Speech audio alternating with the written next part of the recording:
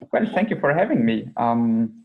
I want to present to you a paper that that is actually part of a bigger project of my PhD that I'm working on. So it was born, my paper, out of the intuition that many of the problems that we conceive in digital markets are actually not only problems in terms of competition, but that they can also be seen as problems of appropriation of certain digital goods. And in that way of problems of the initial distribution of entitlements in digital markets. This duality of many, I do not say all, but of many digital markets disputes is what I want to show in this paper. And my analogy would be, and I have to put you on the other side, my analogy would be Wittgenstein's rabbit duck. So you can see a rabbit or a duck, but you cannot see them at the same time. My idea is that the harm to competition part of those conflicts and the problem in terms of appropriation interpretation of the cases that I want to present, that's not that evident to see them at the same time, and that's what I want to do in this presentation.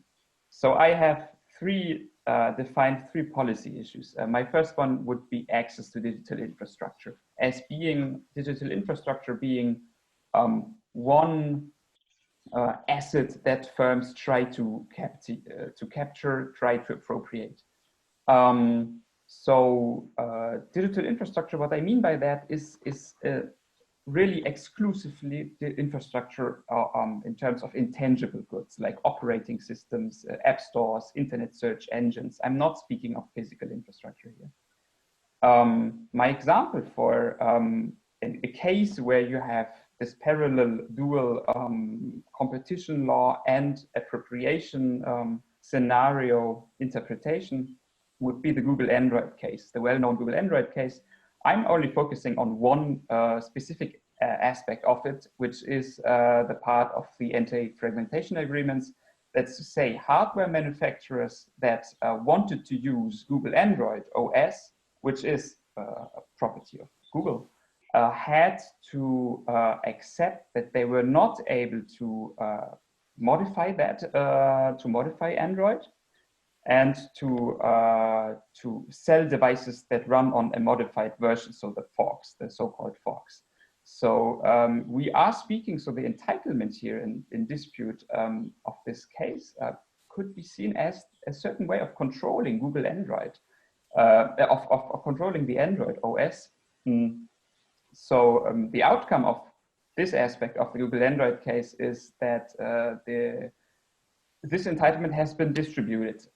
Google is not anymore able to oblige, to prohibit hardware manufacturers from selling those modified versions, from selling devices with modified versions of Google Android.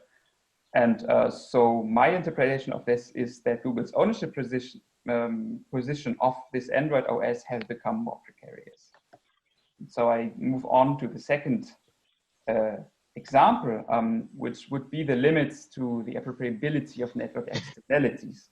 Network externalities being this pinch of magic that arises when users on single-sided or multi-sided markets interact.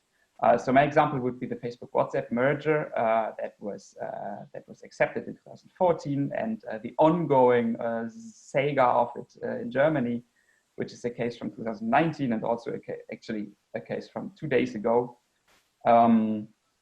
So the parts to this dispute would be Facebook versus the Facebook users, where the question being Facebook wants or is already matching the user bases of WhatsApp and of the Facebook users, and the Bundeskartellamt did not see that with wants to prohibit Facebook from doing it.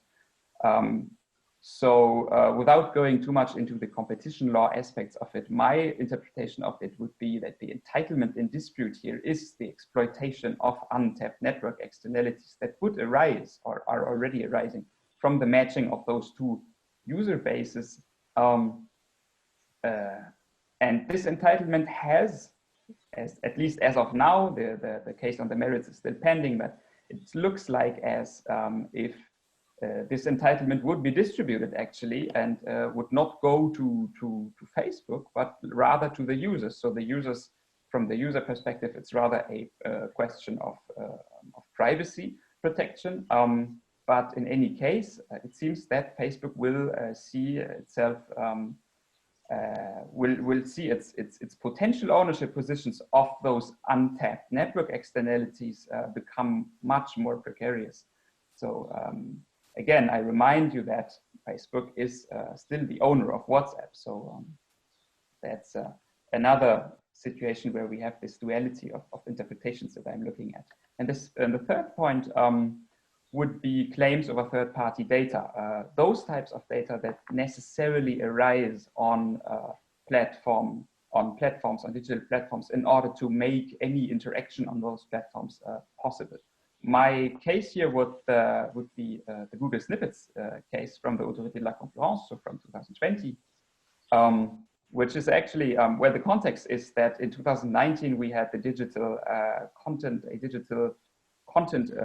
directive by the EU that created sui generis a property right for press publishers who then could ask Google to remunerate them or to authorize for authorization. Well, Google had to authorize those press publishers in order to display snippets of press articles that were from the press publishers.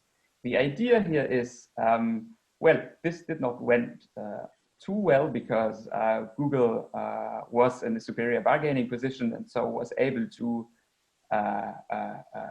negotiate a zero price for that. So Google finally had not to pay for the authorization to display those snippets, because a big part of the traffic that was going off the press publishers' websites was in any case generated by Google.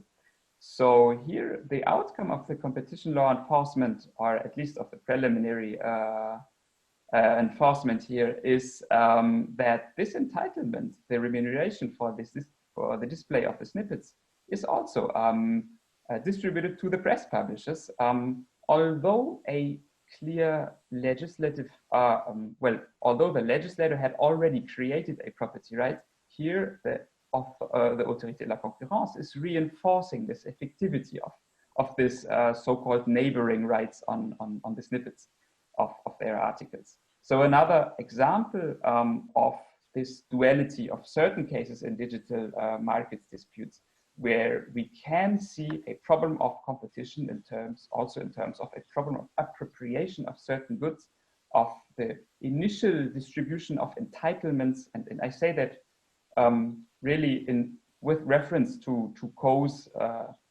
saying that, well, we need a clear initial distribution of entitlements in order to reduce transaction costs. So my preliminary findings and the consequences of that would be that competition law does indeed shape ownership regimes in those emerging markets. I'm not stating anything normative here. I'm just saying this is what I perceive. This is the empirical reality that I perceive. And I would say that competition case law and the enforcement of competition law is a very good tool to identify what digital firms try to appropriate. And that could also be a blueprint for a future regulatory intervention, because competition law seems also to be a good tool for finding at least one possible optimal allocation of property entitlements. We will see how the Digital Service Act will look like. But I think that many of those cases will, or the things that we learned in those cases will appear in the Digital Services Act. So my consequence on that would be that competition decision makers have a particular responsibility in digital markets, because they are not mere exposed market controllers, not really controllers, but that they create ex ante market ordering rules, or at least an initial idea for future market ordering rules in those emerging markets, by determining the appropriability of certain digital resources, and my broad categories of those digital resources were digital infrastructure, third-party data, network externalities. These are all items that digital firms try to capture, try to expropriate, and try to establish an exclusive link to it. So this is why I think that a reflection on ownership can be very interesting here. But in any case, that will be part of my bigger project of my PhD. So there's more to come on that. And with that, I thank you for your attention, and I'm open for your comments and questions. Okay, thank you, Linus. So Juan will make comments to your paper, and if you have any questions, put them on the chat and I will raise them after. So just about the paper, well, the proposal of the paper is to analyze antitrust case law on digital platforms under a new perspective, kind of a distributive perspective, property rights, which I think is a very interesting perspective. There is an analogy to cause cattle and crops problem, and certainly in the digital world, kind of a property rush as 100 years ago in the Americas, which is particularly interesting because the digital has been less over time, but originally an unregulated environment. So a horizontal tool as competition law was one of the first tools to analyze a lot of the activity in this property rush. This is an interesting proposal. I think that the paper, not only the proposal, but the paper is well structured. It's very clear what the author intends to do. It's well structured and it leads in a clear, structured way to a conclusion. I think it's welcome effort on critical thinking on the digital economy. That's something that is getting more popular, I would say, over the last 24 months, but that definitely was necessary. It's also part of a more critical thinking on the role of antitrust, that again, over the last 24 months, we have seen how it has grown in volume. And it's interesting as it provides an alternative theoretical framework to analyze antitrust cases from a different angle. Also, the cases that are taken are relevant, are interesting in themselves, and I think they are useful to reach, to make the point that paper tries to make. At the end of the day, I mean, the proposal is very ambitious and it faces some important challenges. The first one is acknowledged in the paper, and it is that digital is not about physical world. So it's not always easy to apply the ownership, property rights theory and legislation to this kind of objects, property. Sometimes it's easier when you are talking about software or content.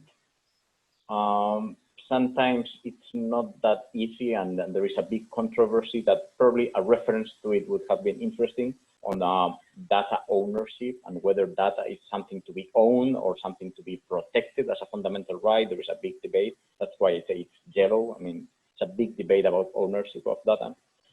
And then network effects. And that's where I have more of a problem of defining network effects. But that's something that can be owned. But definitely something that can be appropriated. I like better this term. Because at the end of the day, I think the paper, what it's trying is to analyze the appropriation of the network effects, not only in one case, but I would say in all the three cases. And there are different elements that work as proxies about what we are talking about the network effects. There is this challenge with the categories that you're using. You talk about digital infrastructure, and definitely I like this approach. And this is the connection with the conference, of course. And this idea of platforms as the new network industries, and some people go even further and they talk about digital infrastructure. I would say that digital infrastructure is a concept that should or could not be limited to the first case, to the more traditional platforms like video game, console games, operating systems. But actually, I think it could be expanded to all the three cases, and this virtual infrastructure and platforms as infrastructure that supports other activities. Then there are network effects, and I think that network effects, again, it's about the three cases and most of the cases around digital platforms. And then you have data and content. I mean, you talk, for instance, in the third case about data, but I think that more than data, it's a case about content, which at the end, of course, is data. Everything is data. But I think that a difference between a content produced by a newspaper or a broadcaster, I mean, it's different from just the raw data that can be generated or extracted in the working of a platform. And I think there is this issue with the categories that, I mean, at the end, you have to define some limits, some borders to them. And I think that a little bit more of work with these categories might be helpful, because my main point, at the end of the day, it's mostly always about the network effects. So in case one, digital infrastructure, I wouldn't really talk about digital infrastructure. I would talk about software, because that's what the operating systems are, software. And then you have direct, indirect network effects around that software. In the second case, you talk about network externalities. I would rather talk about data, because this is a real data issue. A data case, privacy around data, it's about a data case, and it's a data case that raises indirect and data network effects. And the third case, you can claims over third-party data. I would rather talk about content, and again, indirect and data network effects around that content. So for me, the big challenge in the paper is how to conceptualize the value created by network effects in a legal framework, because you cannot own, you have an ownership right over the network effects. So you can use software, data, content as a proxy for the network effects that you are trying to identify how it is, how this network value of network effects are appropriated. So there is, I go to the results, last slide. It's an issue about sometimes about wording. You use different terms: distribution, allocation of property rights, entitlement, appropriation. I have an issue with the allocation of property rights. I think most of your cases, and it's in the title, you have not used it that much in the presentation, but it's in the title. And most of the cases, you are not talking about the allocation of the very same property right. That might be the case with some user-generated content, to make a reference to Instagram, maybe to YouTube, some data, but mostly it's not about the allocation. It's about the entitlement, the exercise of that property right. Maybe that's something to be clarified. So I like better the distribution appropriation wording than the allocation of property rights. So again, you can use some proxies, software, data, content, as a way to capture the value of network effects. I think it will work most of the cases, but I think it's interesting to clarify. I don't think that network effects are the same level that software or data or the other assets, even if virtual. I don't think network effects are an asset, but at the end of the day, it's the key element, it's the big value that is being created, and it's where you have a rush to appropriate that value. And then about the analysis from the of the antitrust cases, I think that the problem with antitrust is that it mostly intervenes when there is a dominance, abuse of dominant position, or some kind of market power around a merger. So it's difficult to establish a kind of a permanent, complete legal framework that only applies asymmetrically to the large platforms that enjoy that market power and not to all the platforms. So this is a limitation of antitrust in the creation of, but I fully agree with you. It's the avant-garde, it identifies the issues, and it's kind of a safety net, a horizontal tool that allows to intervene in if the regulation or the legislation is not active enough. But at the end of the day, I think that it's not enough, and probably some kind of, and we are witnessing that, some kind of legislation, ex-ante regulation will be necessary to tackle all the issues that you are perfectly identifying. So again, congratulations, because I think it's a very good work. Okay, thank you, Juan. I have two points for three now. So I read them to you. Charlotte says that, you know, interesting research. My question is, and I think it's that what Juan started with, you know, what is specific to the digital environment? And then Günther, you know, a very interesting research or question related. between, I mean, the relation between the recent European legislation on open data and data protection rules versus general competition rules. And then Marco's very interesting presentation. I also think an important question is whether data itself and not in its manifestation as software can be owned. So a lot of questions from Juan and here. So we have time actually, so please go ahead. Okay. So maybe I start with Professor Montero's questions, comments.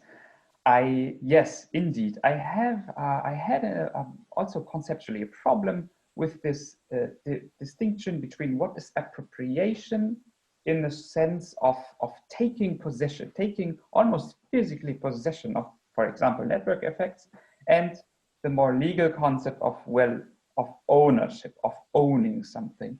And what I try to show is that there are heterogeneous forms of appropriation that are in a certain way relying on a legal regime and are relying on legal tools, but these cannot be captured by traditional forms of ownership of IP.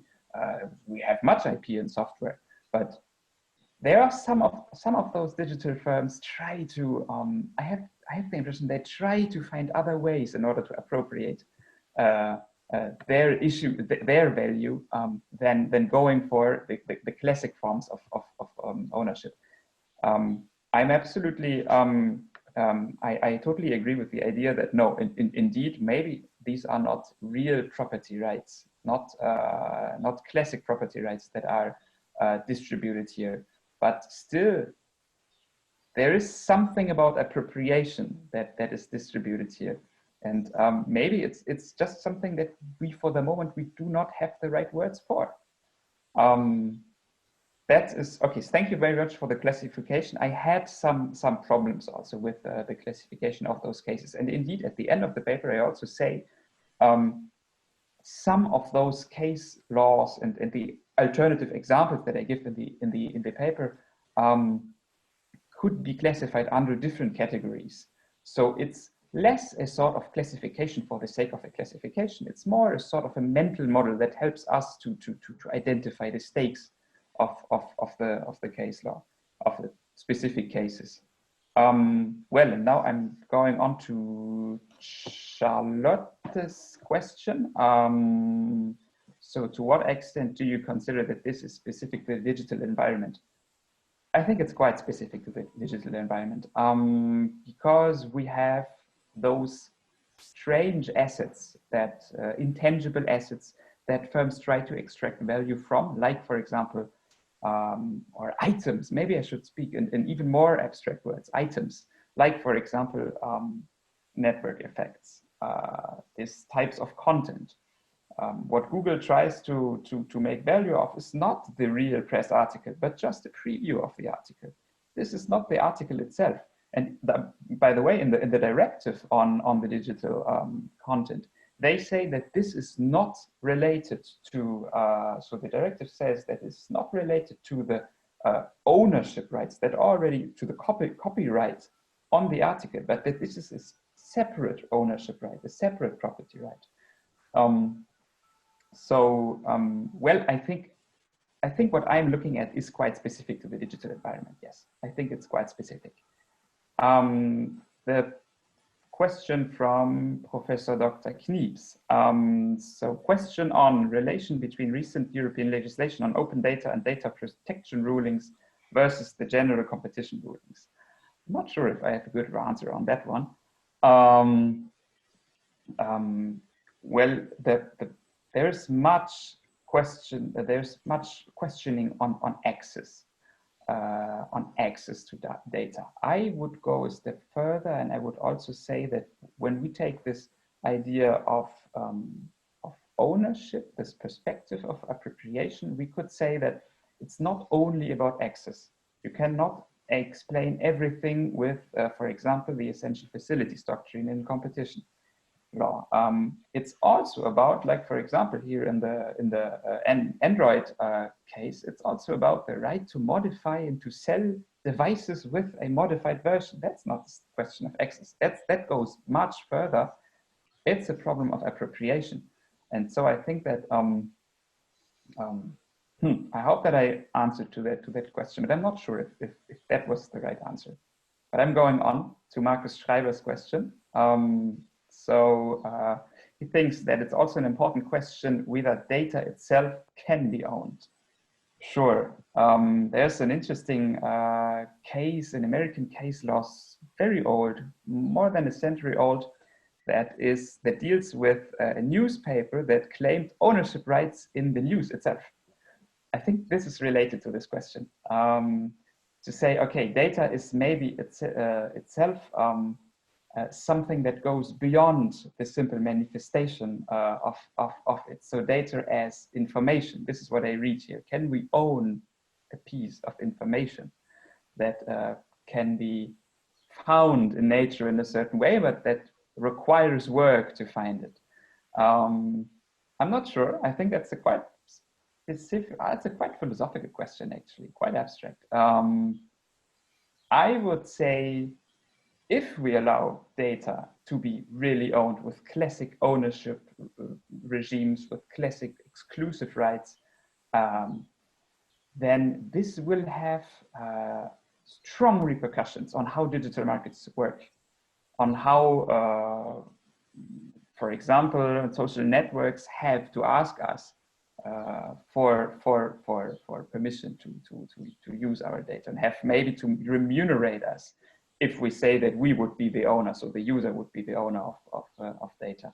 But it's a very interesting question, and that goes much beyond of where I am now, but I will take that into account in my future research. With that, yes. Oh, sorry. Yeah, go ahead, Juan. I wanted to add something too, but go ahead. Yes, on the issue of whether this is specific to the digital environment, in my view, and you reflected around the paper, network effects are central.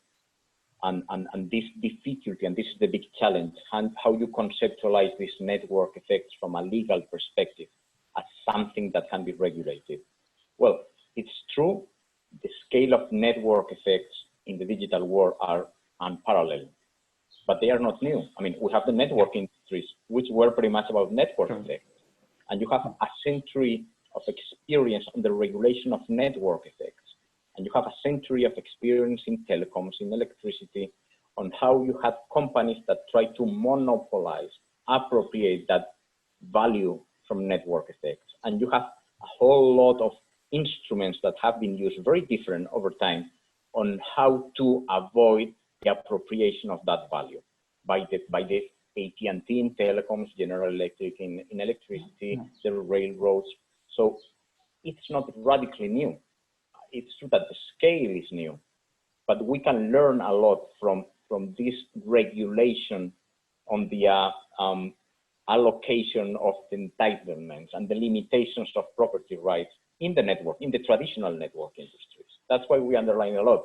These are the new network industries, because at the end of the day, it's about network effects, very powerful network effects, some new network effects around data, for instance. But at the end of the day, network effects are not new.